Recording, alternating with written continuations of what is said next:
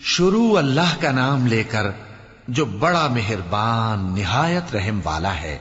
جو لوگ کافر ہیں یعنی اہل کتاب اور مشرک، وہ کفر سے باز رہنے والے نہ تھے یہاں تک کہ ان کے پاس کھلی دلیل آ جائے، یعنی اللہ کا ایک پیغمبر جو پاک اوراق پڑھ کر سناتا ہے جن میں مستحکم آیتیں لکھی ہوئی ہیں، اور اہل کتاب جو فرقوں میں بٹے ہیں تو دلیل واضح کے آنے کے بعد ہی بٹے ہیں، حالانکہ ان کو حکم تو یہی ہوا تھا کہ اللہ کی عبادت کریں، اطاعت کو اسی کے لیے خالص کرتے ہوئے یکسو ہو کر، اور نماز قائم کریں اور زکوٰۃ دیں، اور یہی مضبوط اصولوں والا دین ہے۔ جو لوگ کافر ہیں یعنی اہل کتاب اور مشرک، وہ دوزخ کی آگ میں پڑیں گے اور ہمیشہ اسی میں رہیں گے۔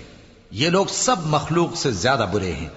بے شک جو لوگ ایمان لائے اور نیک عمل کرتے رہے وہ تمام خلقت سے بہتر ہیں۔ ان کا صلہ ان کے پروردگار کے ہاں ہمیشہ رہنے کے باغ ہیں جن کے نیچے نہریں بہ رہی ہیں، ہمیشہ ہمیشہ ان میں رہیں گے۔ اللہ ان سے خوش اور وہ اس سے خوش۔ یہ صلہ اس کے لیے ہے جو اپنے پروردگار سے ڈرتا ہے۔